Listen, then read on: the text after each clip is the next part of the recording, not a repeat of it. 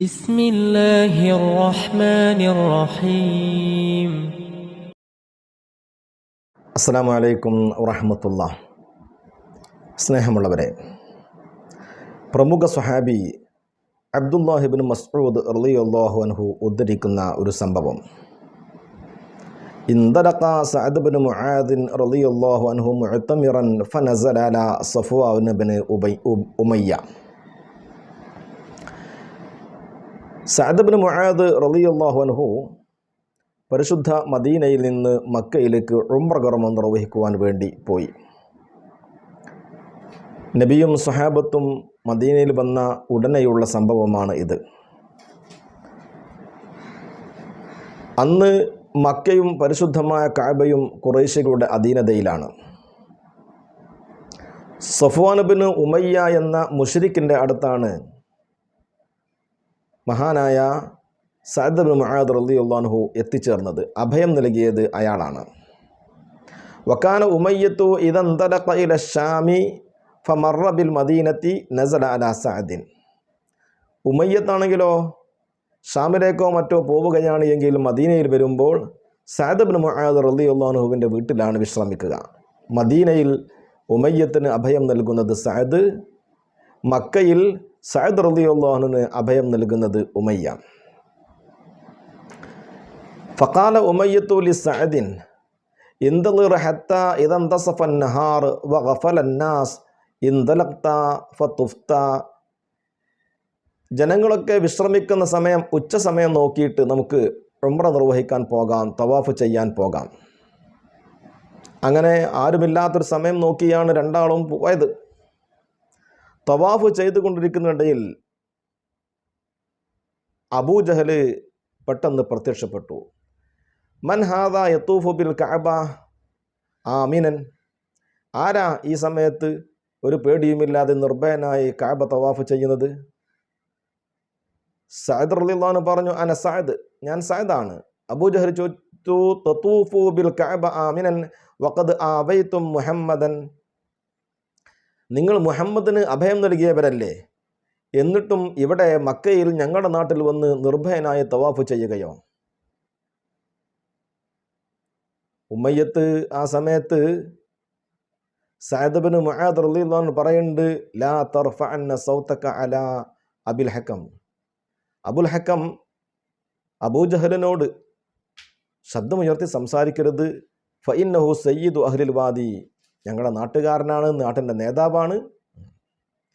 Saad Ibnu Muadh റളിയല്ലാഹു അൻഹു പറഞ്ഞു, വല്ലാഹി ഇൻ മനഅതനി അൻ അതൂഫ ബിൽ ബൈത്തി ലഅഖതഅന്ന ഇലൈക മത്ജറക ഇല ശാം.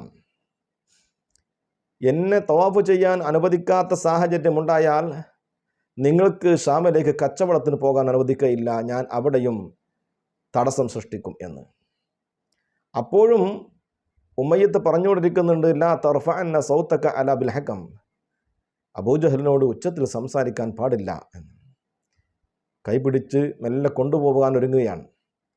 ദേഷ്യം വന്ന് മഹാനായ സഅദ് ഇബ്നു മുആദ് റളിയല്ലാഹു അൻഹു പറഞ്ഞു, ദഅന മിൻക ഫഇന്നി സമീഅതു റസൂലുള്ളാഹി സ്വല്ലല്ലാഹു അലൈഹി വസല്ലം യഖൂൽ അന്നഹു ഖാതിലുക്.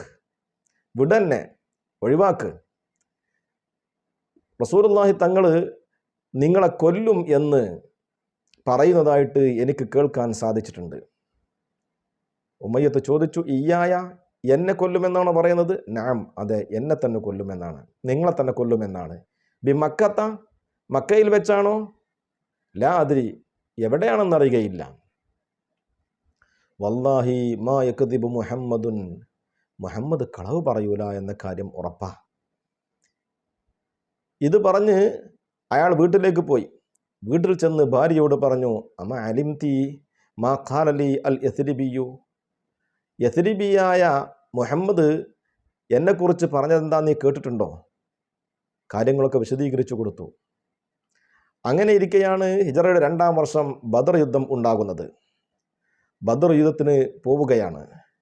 മുശ്രിക്കുകളെല്ലാം ഒരുമിച്ച് കൂടിയിട്ട് പരിശുദ്ധ മദീനയെ ലക്ഷ്യം വെച്ച് ആക്രമിക്കുവാൻ വേണ്ടി പോവുകയാണ്.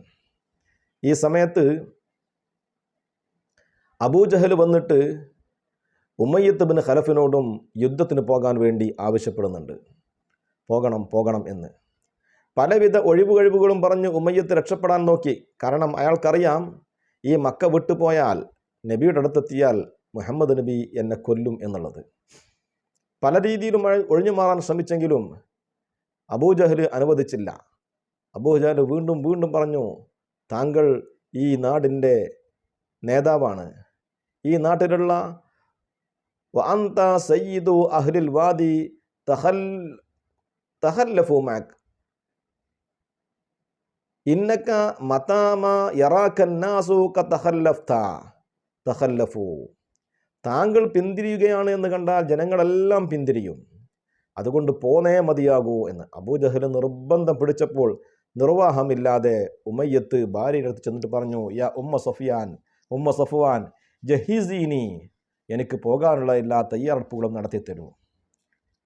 ആ സമയത്ത് ഭാര്യ ചോദിച്ചു, യാ അബാ സഫ്വാൻ വഖദ് നസീതമാ ഖാല ലക അഹൂക്കൽ യസ്രിബി, ആ യസ്രിബിയായ മുഹമ്മദ് പറഞ്ഞ സംഗതി താങ്കൾ മറന്നിട്ടുണ്ടോ? ഇല്ല, ഞാൻ മറന്നിട്ടൊന്നുമില്ല. മാ ഉരീദു അൻ അജൂസ മഅഹും ഇല്ലാ ഖരീബ, വല്ലാതെ നിർബന്ധിച്ചത് കൊണ്ട് ഞാൻ കൂടെ നിന്ന് പോവുകയാണ്, കുറച്ച് സ്ഥലം ഞാൻ പോകും, അത് കഴിഞ്ഞാൽ ഞാൻ അങ്ങോട്ട് തിരിച്ചു പോരും. ഫലമ്മാ ഖറജ ഉമയ്യത്തു ലാ യൻസിലു മൻസിലൻ ഇല്ലാ അഖല ബഈറഹു, ഓരോ സ്ഥലത്തെത്തുമ്പോഴും ഒരു വീട് കാണുകയാണെങ്കിൽ ആ വീട്ടിനടുത്ത് നിൽക്കും, ഒട്ടകത്തെ അവിടെ കെട്ടും, എന്നിട്ട് പോകാതിരിക്കാൻ നോക്കും. പിന്നാലെ അബൂജഹൽ വരും, നിർബന്ധിച്ച് പിന്നെയും കൊണ്ടുപോകും. ഫലം യസൽ കദാലിക, അങ്ങനെ പോയി പരിശുദ്ധ ബദറിൽ എത്തി. ബദറിൽ വെച്ച്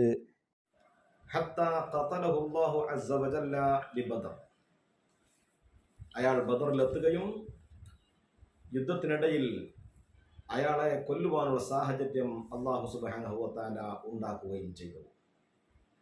അല്ലാഹുവിൻ്റെ റസൂൽ സ്വല്ലല്ലാഹു അലൈഹി വസല്ലം തങ്ങളുടെ മറ്റൊരു പ്രവചനം കൂടി ബദറിൽ പുലരുകയാണ്. അല്ലാഹു നമ്മെ അനുഗ്രഹിക്കട്ടെ. അസ്സലാമു അലൈക്കും വറഹ്മത്തുള്ളാഹി.